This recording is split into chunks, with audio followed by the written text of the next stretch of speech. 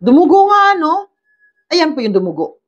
Kung talaga bang nandito na ba si First Lady sa Pilipinas, kasi yung damit kasi paulit-ulit eh. Sinuot na last year, sinuot din kahapon. Yun. Okay, maayong buntag sa inyong tanan. Good morning and ano sa Tagalog yung maayong buntag eh? Magandang umaga sa inyong lahat. So, eto na nga, magbibigay po tayo ng update kay Madam Lisa at kay PBBM. No? So, nakakatuwa lang dahil si Madam Lisa ay nag-live na. No? Baka nga totoo na nandito siya sa Pilipinas. Ay, hindi pala sa Madam Lisa ang nag-live. Nag-live lang pala ang RTVM channel sa YouTube kahapon, April 9, 2025. Dahil nga po ay pinangunahan po nila ang DTI Bagong Pilipinas National Food Fair 2025. Then, si PBBM, mapapanood rin natin sa live kahapon dahil nga po araw ng kagitingan. So, dito muna tayo kay Madam Lisa. Ano? Si Madam Lisa ay nasa Pilipinas na nga daw di umano. Marami ang naniniwala, marami din ang hindi naniniwala. Ay mas marami pala ang hindi naniniwala. Kasi sila po, itong mga hindi naniniwala, nag-research na naman sila ng video, yung video kahapon ay ni-research na naman nila. Sabi nga nila ay recorded video daw di umano. At ito daw ay lumang video. Yun po ang sabi nila. Pre-recorded daw itong video na ito, itong kamadam Lisa. Gaano nga ba katotoo ito, guys? So, nang dahil nga po sa mga matang agila, matang agila, mga matang agila, nitong mga DDS supporters, ay hindi nga po sila naniniwala. Dahil etong video nga daw, di umano, ni Madam Lisa kahapon kung saan ay pinangunahan nga po nilang magpamilya, no, kasama si VVM, saka yung mga anak nila, ay ano nga daw, old videos. May kumakalat kasi na picture ngayon, na nagsisend sa comment section, ano, kinoment po yung picture na ito, na paano daw nangyari ito, na ang damit daw ni First Lady kahapon at noong October 23, 2024 ay the same. So, nagtataka sila dahil ito pong si First Lady ay very New York daw, di umano ito, at maarte sa pananamit.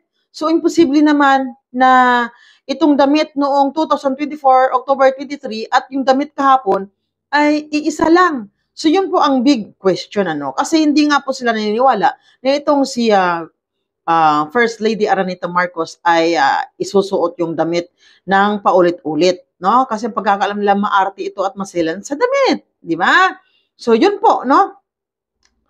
And then, may nag-comment, ang sabi, bakit daw Bandicam, na may logo daw na Bandicam sa live na yan.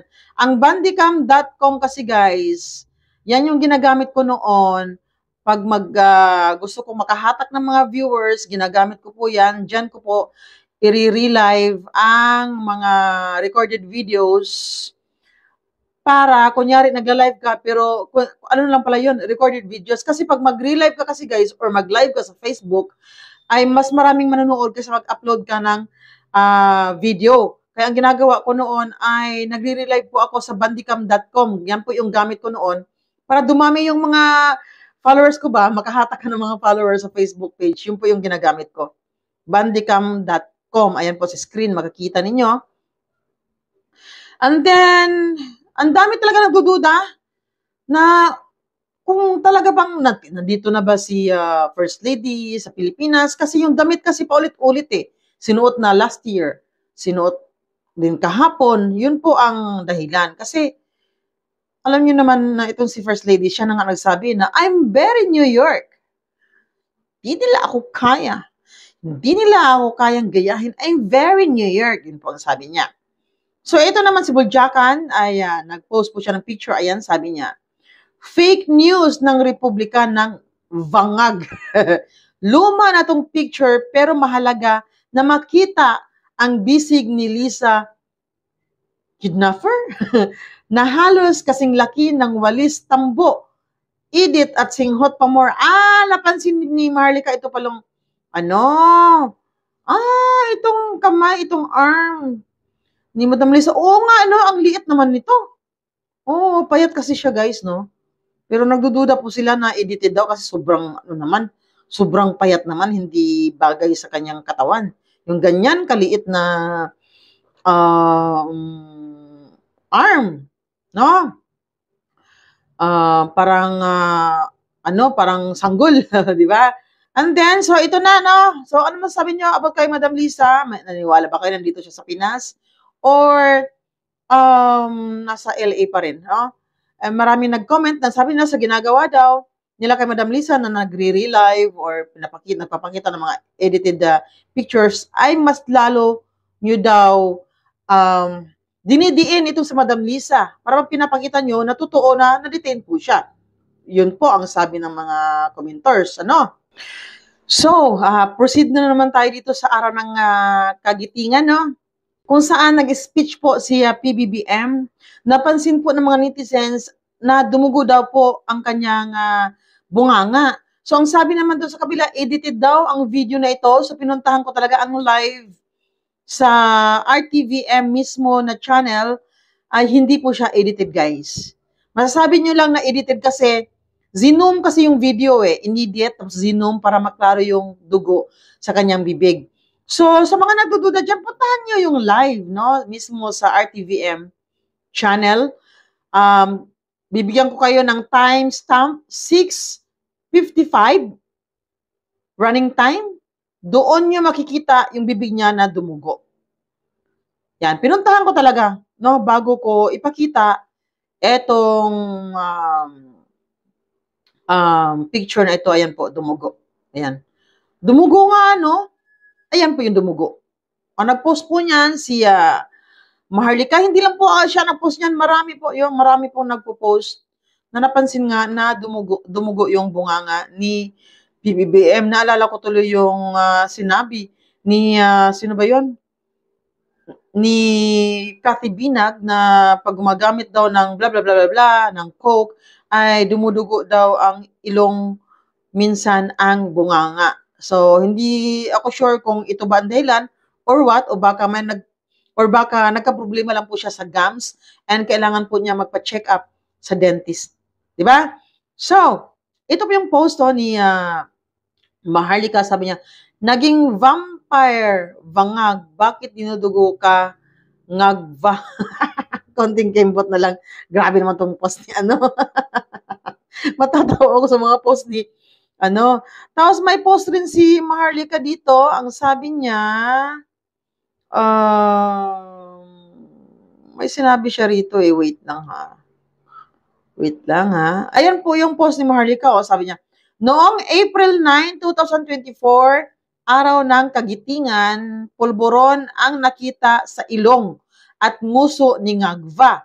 Ngayon, April 9, 2025, araw ng kagitingan muli, dugo sa bunganga naman ang nilulunok ni Ngagva. Malapit ka na, bangag. Magkalaban talaga tong dalawa, no? Talagang galit na galit si Maharlika kay PBBM. Di ba? Galit na galit siya, guys, no? Kasi marami nga siya natuklasan. Yun po ang sabi niya na hindi niya nagustuhan. Kaya nga itong si Maharlika, marami po siyang ni-reveal po, no, sa atin patungkol po sa mga nangyayari sa loob ng Malacanang. Kasi may nga raw siya doon, no? Puting ahas na nagbabalita sa kanya. So, nag-post din si Cathy Binag. Sabi niya, yung di mo man lang nalasahan ang dugo sa bibig mo, manhid. Oo nga, hindi niya nalasahan, yung dugo, Nakakatawa naman itong mga to. Okay, sige. Panoorin mo natin ang video, ha. Ipapanood ko sa inyo, baka sabihin nyo na edited or fake. Obserbahan nyo na lang po ang video ito, ha. Okay, sige, panoorin po natin.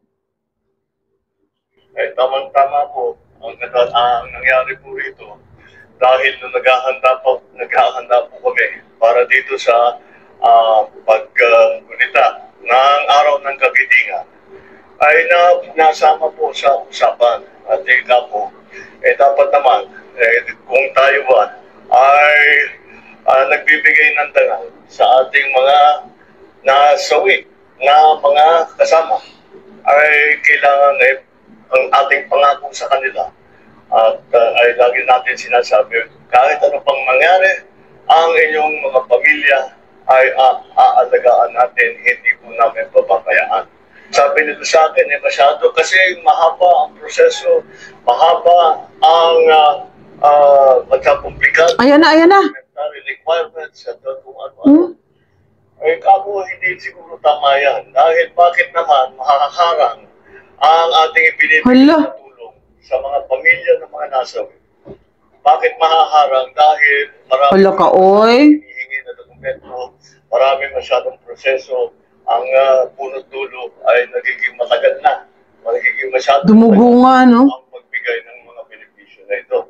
Kaya ang aming ginawa ay sabi ko, kami na, tayo na ang magbuo ng mga dokumento. Tayo na ang mag-ayos ng kanilang mga pangangailangan. Naku po, hindi man lang niya na-feel or narasahan yung dugo sa kanyang bunganga, no? Baka sabihin na naman ng iba dyan, edited or AI ito, no? Talagang pinuntahan ko yung live. Hindi naman siya AI. Legit na legit po. Siguro ano lang, dumugo yung gums niya, di ba? Ganyan yan. Dumudugo yung gums. So, kailangan siguro niya magpa-check up sa dentist. Ano? Di ba? So, kayo guys, yung si Madam Lisa, ano po yung masasabi niyo? Ano yung napapansin niyo sa kanya mga live na napapanood niyo po sa channel ng RTVM? And yun nga, bakit ganun yung damit? Parehas nung October 2024 at ngayon. Then bakit man nakita sa screen na April 26? So kayo lang mag-isip kung ano ba talaga, nandito ba talaga siya sa Pinas or nasa LA pa. So abangan po natin yung live ni Dean Chase kasi hanggang ngayon ay hindi pa nagpaparamdam ano kaya nangyari sa kanya. Ano, tinitingnan ko po ang kanyang wall ay wala pa rin po siyang video or live na sabi niya, hintayin po natin ang pasabog patungkol kay Palaka. Na yun nga, no, si Palaka daw ay nagpositibo sa drug test. Sino kayo yung Palaka na yun? O, di ba? Di ko sinasabing si Madam Lisa, basta Palaka. Palaka kasi yun din po ang post niya, Palaka eh. Wala naman siyang minensyon na si Madam Lisa, kayo talaga. So, bakit nga ba dumugo itong bunganga ni PBBM? Need ba niya ng magpa-check up sa dentist? Or, totoo nga ba yung sinabi ni Cathy Binag na pag gumamit ka ng Coke, dumudugo minsan yung ilong at yung bunganga? So, comment down below lang po.